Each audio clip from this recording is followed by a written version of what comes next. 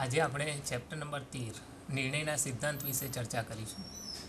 નિર્ણયનો સિદ્ધાંત સૌથી પહેલાં કોને કહી શકાય, તો એના વિશે આપણે વાત કરીએ તો જીવનમાં દરેક વખતે આપણે કોઈને કોઈ નિર્ણય તો લેવો જ પડે છે, અને નિર્ણય લેવા માટે આપણે કયા વિકલ્પો ઉપલબ્ધ છે એના આધારે નિર્ણય લઈએ છીએ. ધારો કે 12 કોમર્સ પાસ કર્યા પછી તમે કઈ ફિલ્ડમાં જશો, ધારો કે BCA કરશો, BBA કરશો, MBA કરશો કે કઈ વિકલ્પ તમે ચૂઝ કરો છો એના ઉપર નિર્ણયના સિદ્ધાંતનો આધાર રહેલો છે. બીજી વસ્તુ કે જ્યારે ખેડૂત ક્યારે કોઈ પાક લે છે તો તે વખતે પણ એણે એક નિર્ણય કરવાનો હોય છે. વ્યક્તિની યોગ્ય ઉંમર થાય તે દરમિયાન તેણે લગ્ન માટે પણ યોગ્ય નિર્ણય લેવાનો હોય છે. તો નિર્ણય ક્યારે અને કેવી રીતે આપણે લઈ શકીએ તો એના વિશે આપણે ચર્ચા કરીએ. તો બાહ્ય પરિસ્થિતિને આધારે જુદા જુદા વિકલ્પો અને તે વિકલ્પોમાંથી મળતો લાભ એ બધાનો સંયુક્ત વિચાર કરી અને આપણે જે વ્યક્તિ નિર્ણય લે છે એ યોગ્ય નિર્ણય લે તે પ્રક્રિયાને નિર્ણયનો સિદ્ધાંત કહેવામાં આવે છે. તો નિર્ણયનો સિદ્ધાંત એ આપણા જીવન માટે સૌથી અગત્યની વસ્તુ છે, અને સ્ટેટિસ્ટિક્સને આધારે આપણે એક કયા પ્રકારના નિર્ણયો લઈ શકીએ તો એની આપણે ચર્ચા કરીએ. તો નિર્ણયના સિદ્ધાંતના અગત્યના કેટલાક ઘટકો છે એના વિશે આપણે ચર્ચા કરીએ. Number 1, view. તો વ્યૂ કોને આપણે કહી શકીએ? ધારો કે કોઈ ઉત્પાદક કોઈ વસ્તુનું ઉત્પાદન કરે છે, તો એમાં વસ્તુ ABC અથવા તો XYZ વસ્તુનું ઉત્પાદન કરે છે, તો એ જે એની પાસે XYZ કે ABC છે એને આપણે વ્યૂહ તરીકે કહી શકીએ. નંબર 2, કે જ્યારે ખેડૂત પોતે ચોમાસાની ઋતુ શરૂ થાય તે પહેલાં કયો પાક લેશે એના વિશેનો જો નિર્ણય કરે તો એ નિર્ણય કરવા માટે એ ડાંગરનો પાક લેશે, બાજરીનો પાક લેશે, કપાસનો પાક લેશે કે મગફળી લેશે, તો એ એના માટેના વ્યૂહ કહી શકાય. વ્યૂહ પછીનો બીજો અગત્યનો ઘટક નિર્ણયના સિદ્ધાંત માટે ઘટના અને પરિસ્થિતિ છે. તો ઘટના અને પરિસ્થિતિમાં આપણે એવું કહી શકીએ કે ઘટના તો અથવા તો પરિસ્થિતિ એ વ્યક્તિના હાથમાં નથી. ઘટના અથવા તો પરિસ્થિતિ વ્યક્તિના હાથમાં હોતી નથી, પણ એ બાહ્ય પરિસ્થિતિને આધીન હોય છે. ધારો કે ખેડૂત એવું નક્કી કરે કે ડાંગરનો પાક લેવો છે, પણ એની પાસે એની કોઈ પરિસ્થિતિ કે ઘટના એના હાથની વસ્તુ છે નહીં, તો એ વ્યક્તિ જ્યારે પણ એ વિકલ્પ માટે વિચારે છે, એ વ્યૂહ માટે વિચારે છે, ત્યારે એણે બિલકુલ પરિસ્થિતિ પર આધાર રાખવો પડે છે કે વરસાદ કેવો પડશે, વરસાદ સારો પડશે, ઓછો પડશે કે મધ્યમ પડશે. તો આ વરસાદ ઓછો પડશે, મધ્યમ પડશે કે વધારે પડશે, એ જે પરિસ્થિતિ આપણે કહીએ છીએ એ પરિસ્થિતિને કહી શકાય અથવા તો એને ઘટના કહી શકાય. ધારો કે ઉત્પાદકની આપણે વાત કરીએ છીએ, તો ઉત્પાદક જ્યારે પણ વસ્તુનું ઉત્પાદન કરે છે તો તે દરમિયાન એ વસ્તુનું જ્યારે માર્કેટમાં મૂકવામાં આવે તે વખતે એની માંગ વધારે હશે, ઓછી હશે કે મધ્યમ હશે, એના વિશે એ પોતે કંઈ જ કહી શકતો નથી, પણ એના વિશે ફક્ત ને ફક્ત અનુમાન કરવામાં આવે છે. તો જ્યારે આ બધી પરિસ્થિતિ આવે છે તો એને આપણે ઘટના તરીકે દર્શાવી શકીએ. ઘટનાને મોટે ભાગે S1, S2, S3 વગેરેથી આપણે દર્શાવી શકાય. S1, S2, S3 વગેરેને આપણે સ્ટ્રેટેજી કહી શકીએ. અને બીજી વસ્તુ કે જ્યારે આપણે ઘટના છે તો ઘટનાને અંગ્રેજીમાં ઇવેન્ટ કહેવામાં આવે છે, એટલે એને E1, E2, E3 વગેરેથી આપણે દર્શાવી શકીએ છીએ. ત્યાર પછીનું ત્રીજો મુદ્દો છે જેને આપણે વળતર શ્રેણિક કહીએ છીએ. તો વળતર શ્રેણિક આપણે કેવી રીતે નક્કી કરી શકીએ? તો વ્યૂહ અને ઘટના બંનેના સંયોજનથી જે આર્થિક લાભ ઊભો થાય છે એ જો આપણે કોષ્ટકના સ્વરૂપે દર્શાવીએ તો એ વળતર શ્રેણિક કહી શકીએ, અને બંનેના સંયોજનથી જે વળતર મળે છે અથવા આર્થિક લાભ થાય છે એ વળતરના સ્વરૂપે આપણે દર્શાવી શકીએ છીએ. બરાબર? તો આપણે વળતર શ્રેણિક કેવી રીતે કરી શકીએ એ વસ્તુને આપણે જોઈએ.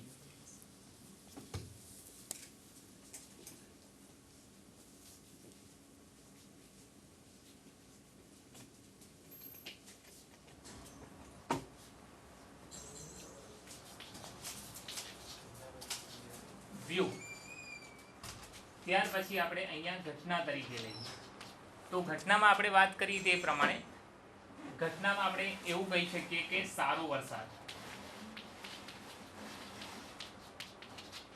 બીજું કહી શકીએ કે મધ્યમ વરસાદ અને ત્રીજું ઓછો વરસાદ. વ્યૂહમાં આપણે એવું નક્કી કરી શકીએ કે વ્યૂહમાં ખેડૂત કયો પાક લેશે. તો પાકમાં આપણે એવું નક્કી કરી શકીએ કે ડાંગરનો પાક લેશે. તો ડાંગરના પાકમાં આપણે એવું કહી શકીએ કે જ્યારે સૌથી વધારે વરસાદ પડે છે તે વખતે ડાંગરનું ઉત્પાદન સૌથી વધારે થાય છે અને તે વખતે એને વળતર શ્રેણિક એટલે કે એને જે ફાયદો થાય છે એ મેક્સિમમ ફાયદો થાય છે. તો ધારો કે એને 1500 રૂપિયાનો ફાયદો થાય છે ડાંગરનો પાક લે છે ત્યારે. મધ્યમ વરસાદ પડે છે ડાંગરના પાક માટે. મધ્યમ વરસાદ એ મોટે ભાગે આપણે એવું કહી શકીએ કે એને ઓછો અનુકૂળ આવે છે. એનું ઉત્પાદન ધારો કે 1200 રૂપિયાનો એને નફો થાય છે ઉત્પાદન ઓછું થવાને કારણે. માનો કે એવું થાય છે કે ઓછો વરસાદ પડે છે. ઓછો વરસાદ ડાંગરના પાક માટે અનુકૂળ બિલકુલ નથી હોતો એટલે એને 600 રૂપિયાનો નફો થાય છે. તો આ રીતે ડાંગરના પાકના વ્યૂહ માટે આપણે નક્કી કરી શકીએ કે પરિસ્થિતિનો કેવો આધાર રહે છે. ત્યાર પછી એ ધારો કે કપાસનો પાક લે છે. તો કપાસના પાકમાં જો વધારે વરસાદ પડે, સારો વરસાદ પડે તો એવું થઈ શકે કે એનું ઉત્પાદન તો થાય જ, પણ ઉત્પાદન કદાચ એવું થાય કે એનાથી બહુ મોટો ફાયદો ન થાય. ધારો કે એમાં 1100 રૂપિયાનો ફાયદો થાય છે તો એનો વળતર શ્રેણિકમાં આપણે 1100 લખી શકીએ છીએ. ત્યાર પછી મધ્યમ વરસાદ પડે છે. મધ્યમ વરસાદમાં આપણે એવું કહી શકીએ કે મધ્યમ વરસાદ એ કપાસના પાક માટે સૌથી સારો છે. તો એનું ઉત્પાદન ધારો કે 1800 ક્વિન્ટલનું છે અને એને 1800 રૂપિયાનો ફાયદો થાય છે. ત્યાર પછી ઓછો વરસાદ પડે છે. કપાસના પાક માટે વરસાદ જો ઓછો પડે તો એને અનુકૂળ ઓછું આવે છે એટલે ધારો કે એનું ઉત્પાદનથી નફો 800 રૂપિયાનો છે. તો આ કપાસના પાક માટેની વાત છે. ત્યાર પછી બાજરીનો પાક. બાજરીના પાકમાં જો વધારે વરસાદ પડે તો એ અનુકૂળ આવતો નથી એટલે ધારો કે એનું ઉત્પાદનથી થતો ફાયદો ધારો કે 500 રૂપિયાનો છે.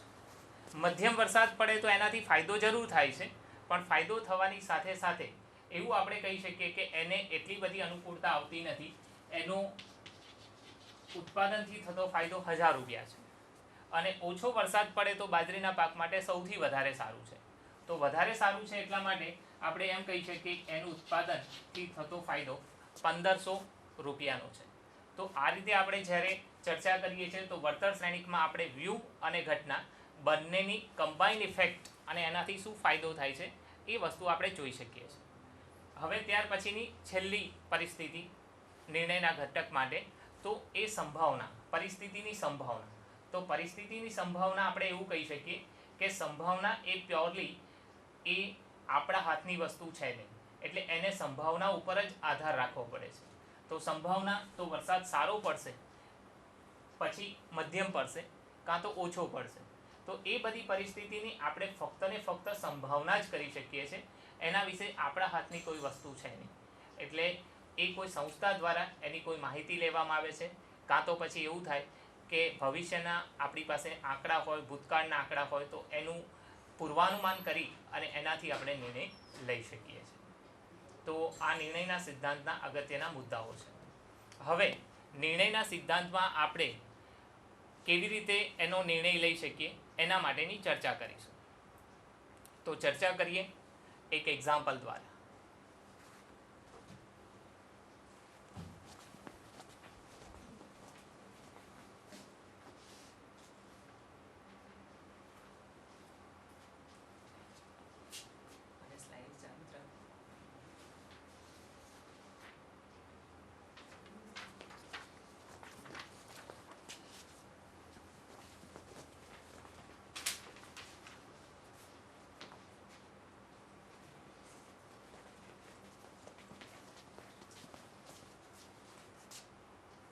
એક્ઝામ્પલ દ્વારા આપણે એની ચર્ચા કરીએ. નીચેના વળતર શ્રેણિક માટે ગુરુ લઘુ સિદ્ધાંત, ગુરુ સિદ્ધાંત, લાપ્લાસ સિદ્ધાંત અને હોર્વિકનો સિદ્ધાંત એ અનુસાર આપણે શ્રેષ્ઠ વ્યૂહને નક્કી કરવાનું છે. તો આપણને પરિસ્થિતિ આપેલી છે, માહિતી આપેલી છે અને માહિતીને આધારે આપણે જે એક્ઝામ્પલ જોઈ શકીએ છીએ એમાં વ્યૂહ આપણને આપેલા છે A1, A2, A3, A4. ઘટના આપેલી છે S1, S2, S3 અને S4. માહિતી આપણી આ પ્રકારે છે. ઘટના અને પરિસ્થિતિ વ્યૂહ. તો વ્યૂહ A1માં 10, 20, 30 અને 40. A2માં આપણને આપેલા છે 40, 12, 30, 20 અને 30. ત્યાર પછી A3માં આપેલી કિંમતો છે અને A4માં આપેલી છે. સૌથી પહેલાં આપણે ચર્ચા કરીએ તો આ બધા જ વ્યૂહમાંથી આપણે મહત્તમ કિંમત શોધવાની છે. તો A1માં સૌથી મહત્તમ કિંમત 40. A2માં સૌથી મહત્તમ કિંમત 40. A3માં મહત્તમ કિંમત 35 અને A4માં મહત્તમ કિંમત 30. તો સૌથી પહેલાં આપણે ચર્ચા કરીએ ગુરુ સિદ્ધાંતની. તો ગુરુ સિદ્ધાંતમાં આપણે એવું કરીએ છીએ કે મહત્તમ કિંમતમાંથી સૌથી મહત્તમ કિંમત એનો ઉપયોગ કરીએ છીએ. તો મહત્તમ કિંમતમાંથી સૌથી મહત્તમ કિંમત એટલે કઈ કિંમત? તો આપણે એવું કહી શકીએ કે આ બધી જ કિંમતો A1, A2, A3 અને A4 માટે છે. મહત્તમ કિંમતો આપણી પાસે 40 એ વ્યૂહ A1 અને A2 માટે છે. તો A1 અને A2ની આપણે 40 કિંમતો છે તો બંને કિંમતો મહત્તમ છે એટલા માટે વ્યૂહ A1 અને A2ની પસંદગી કરવી જોઈએ. A1 અને A2ની પસંદગી કરવી જોઈએ. ગુરુ સિદ્ધાંતને આપણે એવું કહી શકીએ કે આશાવાદી અભિગમ છે. આશાવાદી અભિગમનો મતલબ શું કે આપણે મહત્તમ કિંમતમાંથી મહત્તમ કિંમતની પસંદગી કરીએ છીએ. ત્યાર પછી નંબર 2. તો નંબર 2માં આપણે પરિસ્થિતિ અને ઘટના બંનેનો ઉપયોગ કરી અને પછી એમાંથી આપણે લઘુત્તમ કિંમત અથવા તો ન્યૂનતમ કિંમત એનો ઉપયોગ કરી શકીએ છીએ. તો દરેક વ્યૂહમાંથી આપણે ન્યૂનતમ કિંમતની પસંદગી કરીએ છીએ. તો પહેલામાં સૌથી લઘુત્તમ કિંમત 10 છે. બીજા વ્યૂહમાં લઘુત્તમ કિંમત 12 છે. ત્રીજા વ્યૂહમાં લઘુત્તમ કિંમત 15 છે અને ચોથા વ્યૂહમાં લઘુત્તમ કિંમત 16 છે. લઘુત્તમ અને ન્યૂનતમ કિંમત ગમે તે આપણે એને કહી શકીએ છીએ. હવે લઘુ સિદ્ધાંતમાં તમારે સૌથી લઘુત્તમ કિંમતો શોધ્યા પૈકીની મહત્તમ કિંમતનો ઉપયોગ કરવાનો છે. તો મહત્તમ કિંમત તમારી કઈ છે એ આપણે અહીંયાથી જોઈ શકીએ છીએ કે 16 એ સૌથી મહત્તમ કિંમત છે. તો લઘુ સિદ્ધાંત અનુસાર આપણે વ્યૂહ A4ની પસંદગી કરવી જોઈએ. A4માં સૌથી મહત્તમ કિંમત છે એટલા માટે આપણે લઘુત્તમ કિંમતો શોધી લઘુત્તમ કિંમતમાંથી સૌથી મહત્તમ કિંમત આપણે શોધીએ છીએ. તો આ સિદ્ધાંતને આપણે એવું કહી શકીએ કે આ સિદ્ધાંત એ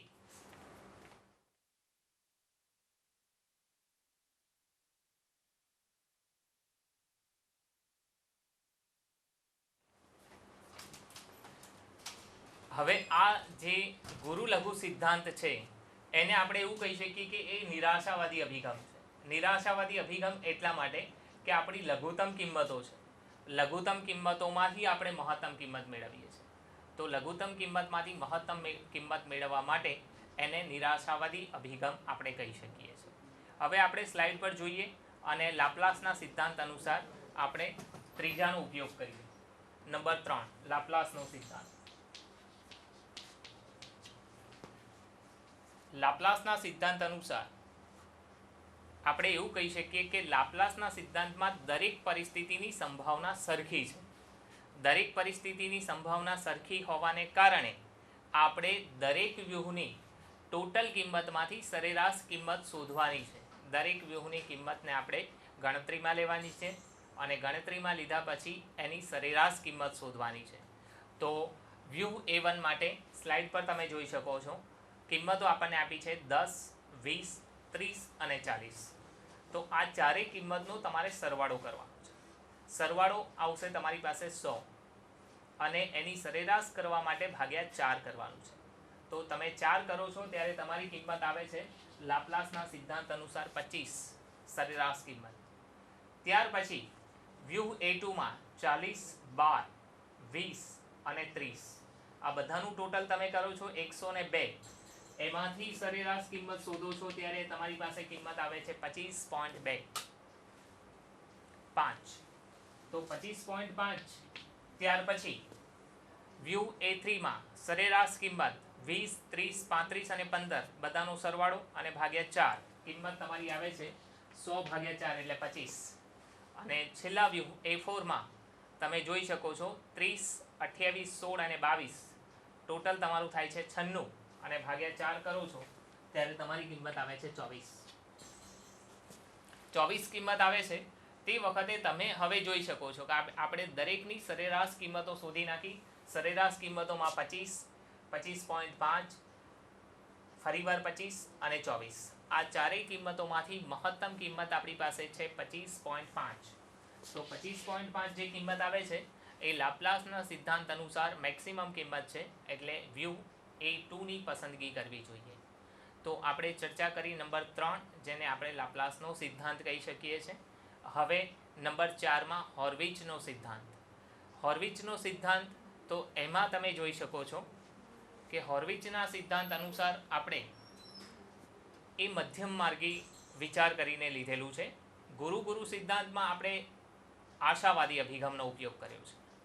ગુરુ લઘુ સિદ્ધાંતમાં આપણે નિરાશાવાદી અભિગમનો ઉપયોગ કર્યો છે, જ્યારે હોર્વિચના સિદ્ધાંતમાં બંનેનો મધ્યમ માર્ગી વિચાર કરેલો છે. તો મધ્યમ માર્ગી વિચારમાં તમે એવું જોઈ શકો છો કે હોર્વિચના સિદ્ધાંતમાં આપણે એવું કહી શકીએ કે એમાં આપણે આલ્ફા અને